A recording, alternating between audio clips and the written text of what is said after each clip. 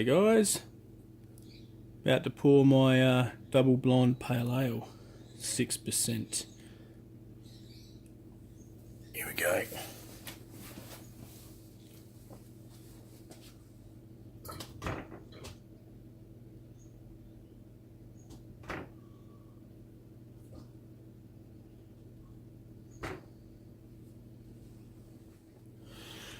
Right guys, here we go. This is my double blonde pale ale.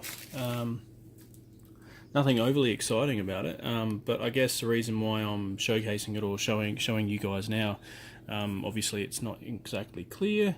It was kegged a few days ago. Oh, it smells good.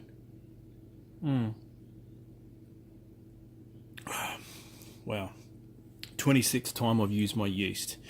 Now, reason why I'm doing this, I don't know if this is going to be a homebrew Wednesday or whatever, but reason why I just want to have a quick chat with you guys is because I've been dry hopping quite a bit. Now, a lot of people out there that dry hop, you guys may have done it yourselves. It's just a fantastic thing to do. But lately what I've been discovering is that, yeah, when I dry hop, there's definitely flavour in my keg.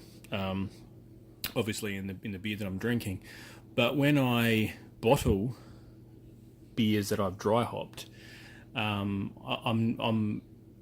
well, 99.9% of the time I'm not bottling for myself. I'm bottling for, you know, people that I send stuff to interstate, like, you know, Taz, Phil and Vic, and then often, because I can't send beer mail all the time, by the time they eventually get there, they're aged quite a bit. Classic example was there were two beers recently, the Sataz Pale Ale, and shivers. What was the other one? Man, I can't even remember. Crap. Anyway, there were two beers, similar sort of brew setup, but I dry hop both of them. Those hops could hardly be detected from the individuals that, you know, drank them. Now the beers tasted okay. It was a Pinch Pony Pale Ale. Both of those beers had aged quite a bit. Now, you know, I wasn't born yesterday. I understand that hops dissipate over time, but I guess the reason why I'm bringing it up is that, you know, you can spend a lot of time dry hopping, a lot of money dry hopping. And if you send those beers to other people, and if the hop presence dissipates over time, and they can't really enjoy it, then it kind of seems like a little bit of a waste. For me, waste of finances, waste of good hops. But I am going somewhere with this. I have been keg hopping, I suppose is what I would call it, for a while too. And so I decided to do some research, because if most of your beers are going to be in your keg and you're going to be the one drinking them, you know, I did a little bit of a search online, research, dry hopping in the fermenter versus, you know, keg hopping, hopping in the keg, and it was really interesting. There was a guy who, I don't think I've got the link on me now, but there was a guy that did like a blind tasting of beer, of the exact same beer. He did an all grain. One was dry hopped in the primary fermenter, and the other one was keg hopped. And both beers tasted quite similar. I think the outcome was that his opinion was that the beer that was kegged, that had the hops directly into the keg, so keg hopped, tasted more fresher, and the hop presence was better than when it was dry hopped. And I guess that goes without saying, because the hops are going to be in the keg for a relatively short period of time, rather than having been sat into a fermenter for a while, or maybe a few days before it's transferred. I mean, some people might argue that that's really minuscule, but in terms of time, but in my experience, beers taste a lot more fresher with their hop presence, especially if you've chosen some of your favourite flavour and aroma hops. Tastes a lot more fresher in the keg. Reason why I'm saying this, I know it seems a bit drawn out. Reason why I'm saying it is because I was dry hopping all the time for a long time. If I had done this beer, which was just a simple 2-can beer with some extra dry malt extract and some brew enhancers, there was an addition of El Dorado near the end, but only a small one. If I had dry hopped this and then put it into the keg and hopped it again, that would seem like a bit of a waste. I can cut out the middleman and brew a very simple beer, very simple keg filler beer. I don't even need to rely on any hop additions for bittering. If I'm doing a 2-can method, I'm actually getting a decent amount of IBUs. Then I don't even have to dry hop it. I can do some additions near the end of the boil, that's fine, but I don't have to dry hop it on day 7 or, whatever it is, day 10, whatever. I can just keg this straight away after fermentation has ceased, and I can just put my favourite flavour and aroma hops in here, in the keg. And, for me, economically, beer economy, it makes so much more sense to me. The way that I see it, you can churn out brews really, really quick that taste extremely crafty. And then, you don't even have to worry about wasting hops in a primary fermenter if you've got a keg set up. Because if you've got a keg set up, well, just keg hop it. Your hops are going to last longer. There are some people that argue the hop presence comes through better after being in the keg for at least 10 days before you pour.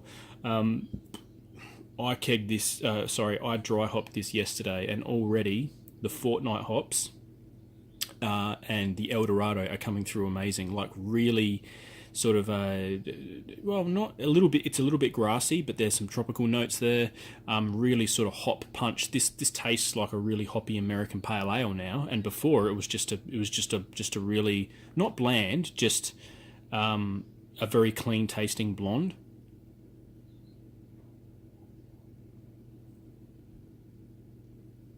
So I don't know. What do you guys think? Look, at the end of the day, we need to we need to do what's best for us. I guess I'm just not arguing a point, but I guess I'm just thinking that if someone's going to dry hop their beer in the primary fermenter and then they're going to end up kegging that beer anyway, in my opinion, it would be more worth their while, if they're only going to be drinking it out the keg, it would be worth their while to invest in a little rat trap, a stainless steel hop filter, or one of those stainless steel hop balls. I bought one of them the other day so I could dry hop, keg hop 2 kegs at the same time, and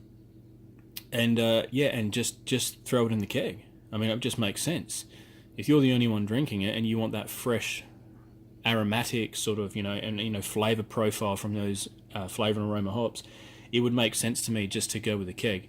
Look, at the end of the day, each to their own. I just find that I've had, a dry hop beer which tastes absolutely amazing out of the fermenter and then in the keg.